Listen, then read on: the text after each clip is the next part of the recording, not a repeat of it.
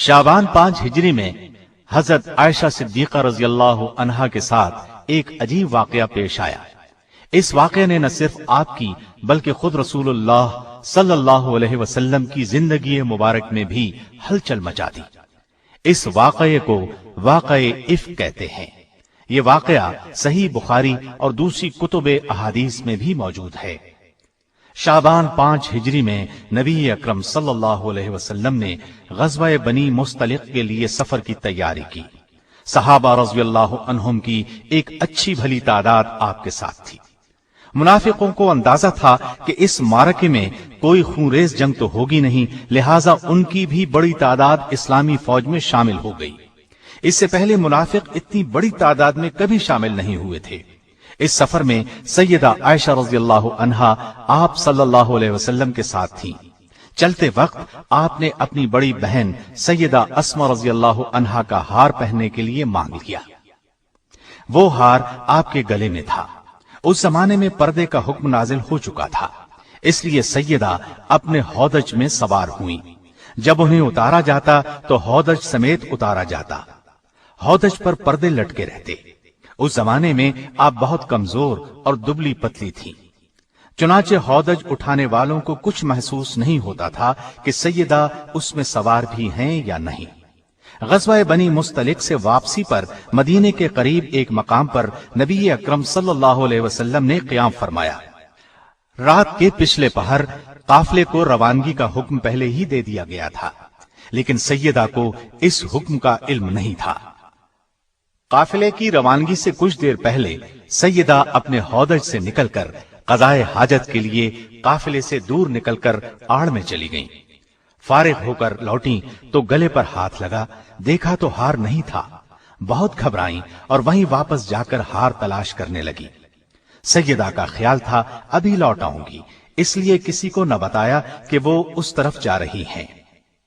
ادھر قافلہ چونکہ روانگی کے لیے تیار تھا، اس لیے خادموں نے خیال کیا کہ سیدہ اپنے ہودج میں ہیں۔ انہوں نے ہودج کو اونٹ پر رکھا اور کوچ کیا۔ ہودج کو اونٹ پر رکھتے وقت انہیں اس کے ہلکے ہونے کا احساس نہ ہوا، اس لیے کہ سیدہ عائشہ رضی اللہ عنہا کا وزن بہت کم تھا۔ لشکر تو وہاں سے روانہ ہو گیا، ادھر انہیں ہار مل گیا۔ یہ ہار لے کر لوٹیں تو لشکر وہاں سے جا چکا تھا۔ بہت پریشان ہوئی۔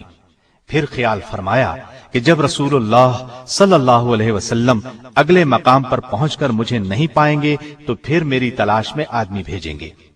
چنانچہ آپ اسی جگہ چادر اوڑھ کر لیٹ گئیں اور انہیں نیند نے آ لیا۔ صحابی رسول صفوان بن معطل سلمی رضی اللہ عنہ فوج کی گری پڑی چیزوں کو اٹھانے کے لیے لشکر کے پیچھے رہتے تھے۔ صبح کے وقت وہ اس جگہ پہنچے جہاں لشکر نے رات کو پڑاؤ کیا تھا۔ اس جگہ پہنچتے ہی اچانک ان کی نظر سیدہ عائشہ رضی اللہ عنہا پر پڑی۔ دیکھتے ہی انہوں نے آپ کو پہچان لیا، اس لیے کہ پردے کے حکم سے پہلے انہوں نے سیدہ کو دیکھا ہوا تھا۔ دیکھتے ہی انہوں نے انا للہ و انا الیہ راجعون پڑھا۔ ان کی آواز سن کر سیدہ کی آنکھ کھل گئی۔ انہوں نے اپنا منہ فوراً چادر میں چھپا لیا۔ سیدہ عائشہ خود فرماتی ہیں، اللہ کی قسم صفوان نے مجھ سے بات کی، نہ ان کی زبان سے سوائے انا للہ کے کوئی اور کلمہ سنا۔ سیدنا صفوان رضی اللہ عنہ نے اپنا اونٹ سیدہ کے قریب بٹھا دیا۔ اونٹ سامنے کر کے صفوان خود پیچھے ہٹ گئے۔ سیدہ اونٹ پر سوار ہو گئی تو صفوان مہار پکڑ کر اگلی منزل کی طرف روانہ ہو گئے اور دوپہر کے وقت اسلامی لشکر میں جا پہنچے۔ یہ ایک بالکل معمولی واقعہ تھا اور سفر میں اکثر ایسا ہوتا رہتا تھا، لیکن لشکر میں منافقین بھی موجود تھے، وہ بھلا یہ موقع ہاتھ سے کیوں جانے دیتے؟ انہوں نے سیدہ عائشہ رضی اللہ عنہا پر بددامنی کا الزام لگا دیا، گویا اب وہ پاک دامن نہیں رہی، نعوذ باللہ۔ مدینہ طیبہ پہنچ کر سیدہ بیمار ہو گئی۔ 1 مہینہ بیماری میں گزر گیا، لیکن منافقین نے اس عرصے میں اس واقعہ کو خوب ہوا دی۔ نیک دل مسلمانوں نے اس افواہ کو سنتے ہی کانوں کو ہاتھ لگائے اور کہا، سبحان اللہ، اتنا بڑا الزام۔ عبداللہ بن ابی اور دوسرے منافقین کے علاوہ اس سازش میں 3 مسلمان، حسان بن ثابت، हमना बिन्त जहश और मिस्ता शामिल थे। उम्मे मिस्ता सैयदा आयशा की मामूजाद बहन थी। उनका बेटा मिस्ता इस मामले में पेश था। ये मुनाफिकों के प्रोपेगंडे का शिकार हो गए, बदगुमान हो गए। सैयदा के खिलाफ मदीने में जो तूफान उठाया गया, सैयदा आयशा को इस बारे में कतन कोई इल्म न था। वो तो मदीने पहुंचते ही बीमार हो गई थी और 1 माह तक बीमार रहीं। लेकिन इस दौरान में रसूलुल्लाह सल्लल्लाहु अलैहि वसल्लम का आपसे वो सलूक नहीं रहा था। पहले जब आप बीमार होती तो रसूलुल्लाह सल्लल्लाहु अलैहि वसल्लम सैयदा आयशा रज़ियल्लाहु अन्हा की दिलजोई करते और हर वक्त ख्याल रखते थे। लेकिन इस दफा सूरत हाल इससे मुख्तलिफ थी। आप सल्लल्लाहु अलैहि वसल्लम आकर हाल पूछते और चले जाते। इस बिना पर आप बहुत परेशान थी और ये चीज आपकी बीमारी में इजाफा कर रही थी, लेकिन वजह उनकी समझ में नहीं आ रही थी। सैयदा आयशा रज़ियल्लाहु अन्हा खुद फरमाती हैं, एक दिन मैं और उम्मे मिस्ताह क़ज़ाए हाजत के लिए जंगल की तरफ जा रही थी कि रास्ते में उम्मे मिस्ताह को ठोकर लगी। ठोकर लगने पर उन्होंने अपने बेटे को बद्दुआ दी।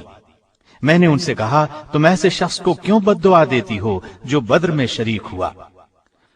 उम्मे मिस्ताह ने कहा, ए भोली भाली, तुम्हें उस किस्से की खबर नहीं? मैंने हैरान होकर पूछा, कौन सा किस्सा? तब उम्मे मिस्ताह ने सारा किस्सा कह सुनाया। ये सुनते ही मेरे पांव तले से जमीन निकल गई। मरज में और शिद्दत आ गई, लर्जा तारी हो गया। इस कदर सदमा हुआ कि जी चाहा किसी कुएं में गिर जाऊं। जब नबी करीम सल्लल्लाहु अलैहि वसल्लम तशरीफ लाए तो मैंने आपसे अपने वालिदैन के यहाँ जाने की इजाजत चाही ताकि उनके जरिए से तहकीक करूं। आप सल्लल्लाहु अलैहि वसल्लम ने इजाजत दे दी। मैं वालिदैन के घर आ गई। अपनी माँ से पूछा, क्या आपको मालूम है लोग मेरे बारे में क्या कहते हैं? माँ ने कहा, बेटी तू रंज न कर, दुनिया का तो यही तरीका है। जो औरत खुश शक्ल हो, खूबसूरत हो, अपने शौहर के नजदीक बुलंद मर्तबा हो, दुनिया उससे हसद करती है। हसद करने वाली औरतें उसके पीछे पड़ जाती हैं। मैंने पूछा, क्या मेरे बाप को भी इस बात का इल्म है? बोली, हाँ। मैंने पूछा, रसूलुल्लाह सल्लल्लाहु अलैहि वसल्लम को भी इल्म है? माँ ने जवाब दिया, हाँ। इस पर मैंने कहा, ऐ माँ, लोगों में इस बात का चर्चा है और आपने मुझसे जिक्र तक नहीं किया। ये कहकर मैं रोने लगी। आंखों से आंसू उबल पड़े। सैयदना अबू बकर रज़ियल्लाहु अन्हु कुरान की तिलावत कर रहे थे।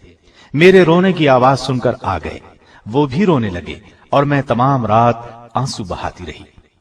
सैयदा आयशा रज़ियल्लाहु अन्हा फरमाती हैं कि इस वाक़े से मुझे इस कदर बुखार हुआ कि मेरी वालिदा ने घर के तमाम कपड़े मुझ पर डाल दिए। अगरचे सैयदा आयशा रज़ियल्लाहु अन्हा की बेगुनाही वाज़े थी, लेकिन शरीर लोगों के इस इल्जाम से रसूलुल्लाह सल्लल्लाहु अलैहि वसल्लम बहुत बेचैन थे। उधर वही के नुज़ूल में देर हुई तो आप सल्लल्लाहु अलैहि वसल्लम ने सहाबा से मशवरा किया। मुशावरत में बहुत सी रायें सामने आईं। इसी आलम में सुबह हो गई। सैयदा फरमाती हैं कि मेरे वालिदैन बराबर मेरे पास बैठे रो रहे थे। ऐसे में एक अंसारी औरत आ गई। मुझे रोते देखकर वो भी रोने लगी। हम इसी हालत में थे कि रसूलुल्लाह सल्लल्लाहु अलैहि वसल्लम तशरीफ ले आए और सलाम करके मेरे करीब बैठ गए। जब से ये वाकया हुआ था, आप सल्लल्लाहु अलैहि वसल्लम उस वक्त से मेरे पास आकर नहीं बैठे थे। वही के इंतजार में 1 माह गुजर गया था। नजदीक बैठने के बाद रसूलुल्लाह सल्लल्लाहु अलैहि वसल्लम ने फरमाया, ऐ आयशा, मुझे तेरी बाबत ऐसी ऐसी खबर पहुंची है। अगर तू इस जुर्म से बरी है तो बहुत जल्द अल्लाह ताला इससे तुझे बरी कर देगा, और अगर तूने किसी गुनाह का इर्तिकाब किया है तो अल्लाह से तौबा इस्तिगफार कर ले। इसलिए कि बंदा जब अपने गुनाह का इकरार करता है और अल्लाह की तरफ रुजू करता है तो अल्लाह उसकी तौबा कबूल करता है। सैयदा फरमाती हैं, जब रसूलुल्लाह सल्लल्लाहु अलैहि वसल्लम ने अपनी ये बात खत्म की तो मैंने जवाब दिया, अल्लाह की कसम, मैं उस चीज से कभी तौबा नहीं करूंगी जिसका इल्जाम ये लोग मुझे देते हैं। मैं तो वही कहूंगी जो यूसुफ अलैहिस्सलाम के वालिद ने कहा था।